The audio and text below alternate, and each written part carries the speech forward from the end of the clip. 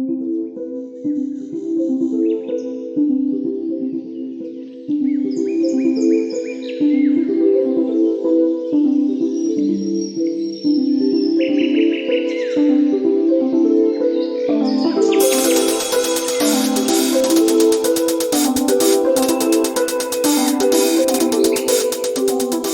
and welcome to the White Witch podcast with me, Carly. Hope you are all well, witches.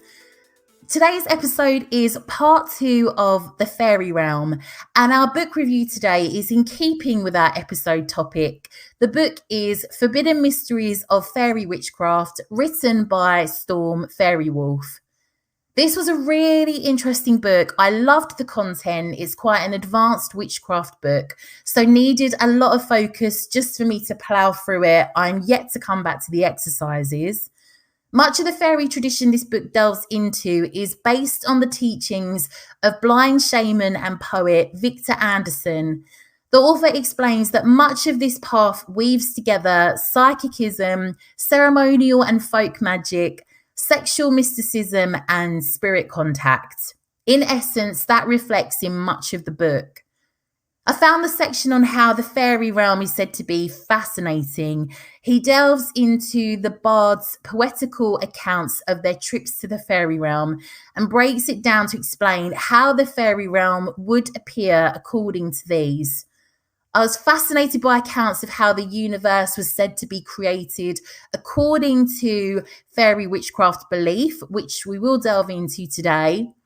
Also about the fairy king and queen, necromancy, the dark god, aka Baphomet, aka Ardu, which is the Welsh for royal darkness. That's like a perfect pet name for somebody. It delves into hexes and curses, but more in relation to etiquette and how to return or understand if you've had one placed on you. It delves into demons, how angels are really meant to be, also about guardians and watchers. I loved the tarot spreads. One he has in there is called The Devil at the Crossroads. The book has a lot of poetry peppered throughout, which is in keeping with the concept of the bard being able to have the second sight and also being a creative, poetic type. In essence, I see this book as one for those who love shadow work. I wish I could say that was me, but no. Storm Faerywolf's opening line declares, "The fairy tradition is a rich and sensual path of sorcerous soul development." This book gets deep and it gets dark.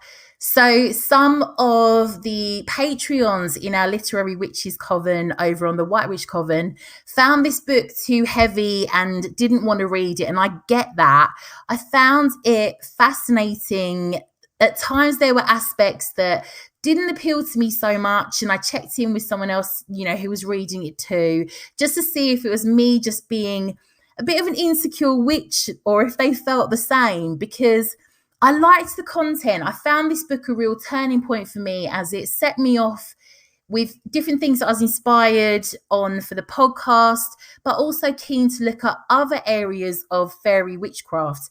However, my main caveat for this is I wasn't particularly mad on the author. It definitely felt like you were being told off a lot, and I'm not good with that. Or I just felt made to feel like a bit of a dick when it came to my craft. And that was only at a few points. It was like, unless you've made a blood sacrifice and left an offering for the last year to the Fae, do not pass go. And, it wasn't that extreme, obviously, but credit to him. He is a very established practitioner. Just some points I felt like a naughty schoolgirl being told off, and I was just like, wow, pop off. It's quite rare for me to recommend a book and also have a little moan, but don't let that put you off. I think that, it wasn't just me that felt like that, but I cannot take away from how good the book was aside from that. To be honest, though, I know he isn't there to make people feel better about themselves. I will 100% be going back to work on aspects of this book and build on my craft. I've since bought some other fairy witchcraft books along the same line. They are probably a bit more my cup of tea, as they are more based in Celtic lore, which much of my craft is based within anyway. His book has a real combination of influences geographically and so on. So it's a really good different take on fairy witchcraft. It's not just based in perhaps the Celtic side of things. I did love this book. I learned a lot. It's a serious witchcraft book. I struggled with it, but I really felt that it just pushed me, to be honest. I felt incredibly witchy reading it, as I will applying some of the practices.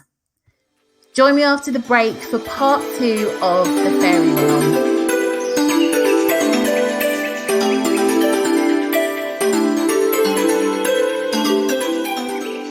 Welcome back.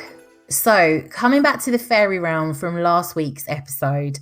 If you didn't listen to that episode, you might want to listen to that first and then come back to this one just for it to make a little bit more sense.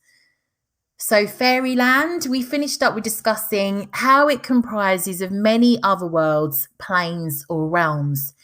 Each world, plane or realm is located on one of the following levels. There's the heavenly realm, the planes or earth, and the underworld.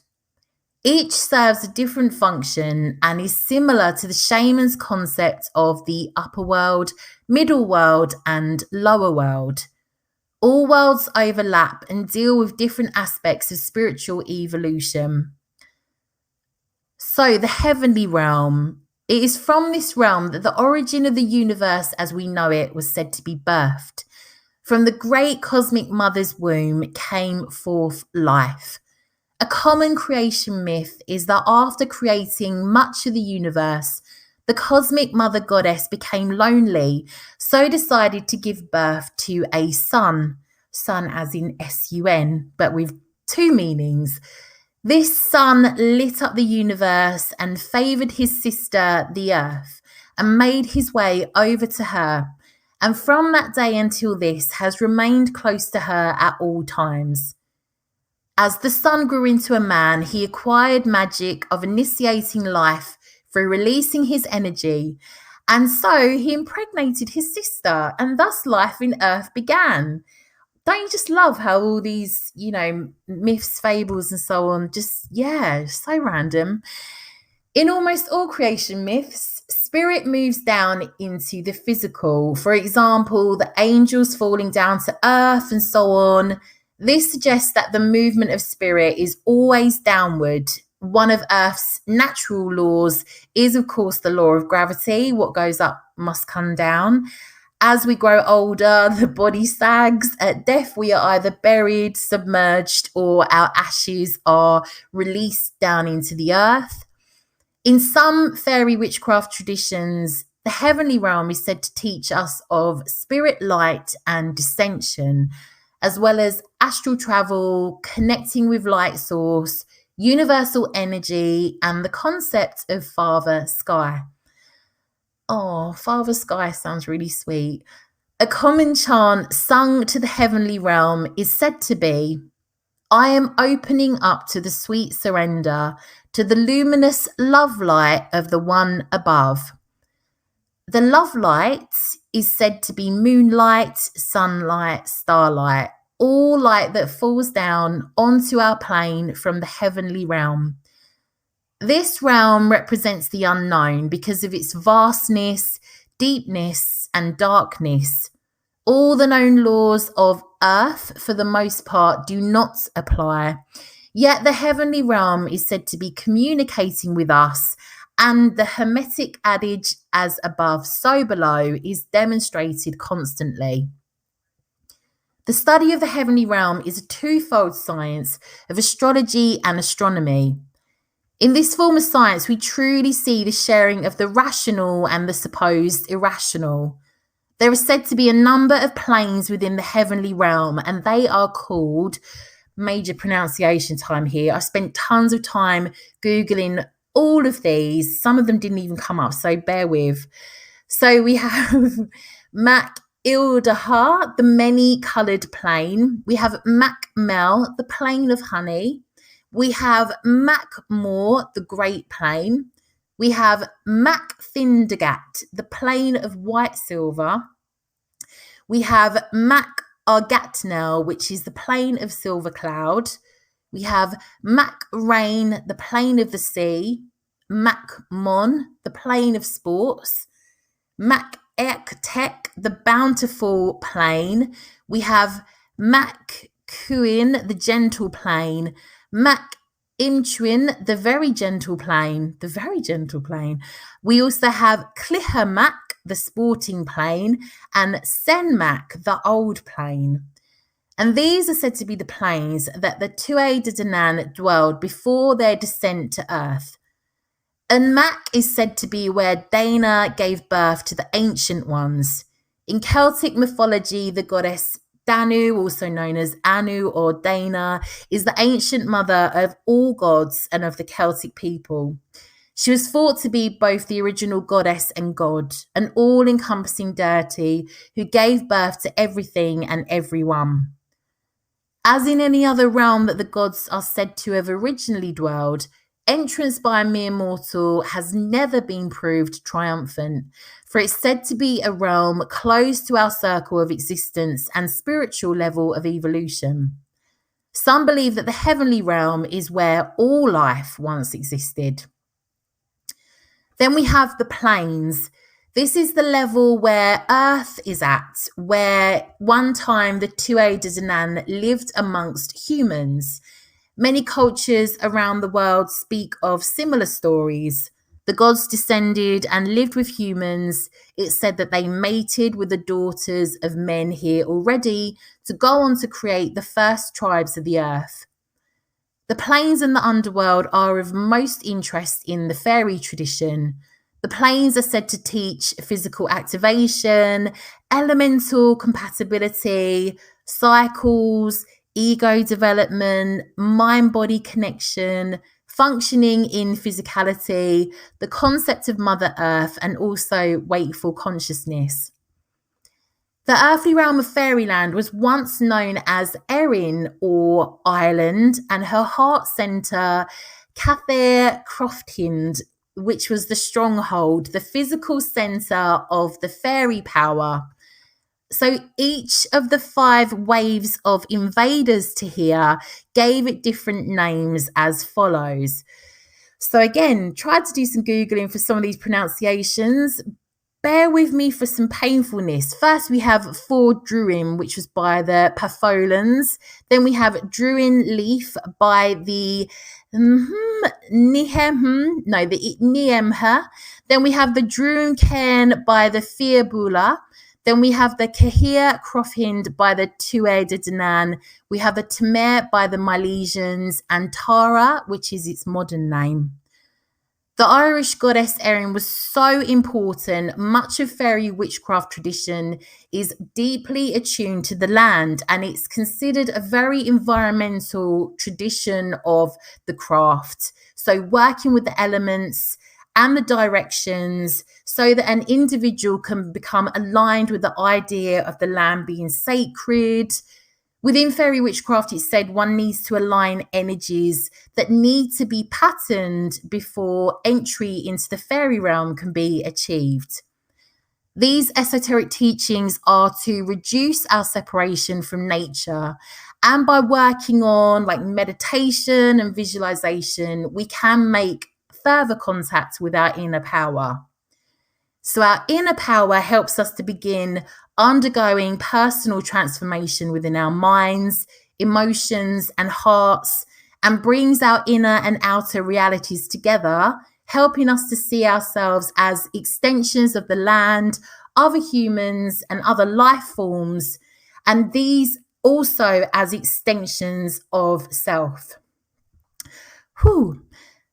Then lastly, we have the underworld. So the underworld is said to teach the release of ego, the rich darkness of creation, dissension into the soul, connecting to death without fear, initiation, and delving into the subconscious. At its deepest level, the underworld leads us to a realization of universal consciousness within, not merely within our minds, but within the planet. And the stars, of course, are within the earth. So there are a number of underworld realms in the fairy tradition, and they are Tek Duin, the House of Doom, Ternanog, which is land of youth. You've got Terna Mban, which is the land of women. You've got Ternile, which is land of the other place. Terna Embio, land of the living. Ter Thothuin, land under the wave. Ter Tengia, land of promise and ever young. And Emhine Ablach, apple orchard in the land of promise. I'm sorry if I butchered those, but I did Google the pronunciations. The underworld also exists according to its own laws that are opposite to our own. Unlike our law of cause and effect, the underworld has no such cause and effect law, which is perhaps as a result of a difference in their time cycle. There seems to be a realm that resonates beyond such cycles of energy as we know it. We are bound to the cycles of the sun, moon, and stars, and because the fairy realm does not contain these or isn't lit by the sun or moon, but instead by a light within the land itself, so therefore not governed by our time cycles. The fairy realm is said to draw light from the stars within the earth, which are images of the patterns seen in our own sky.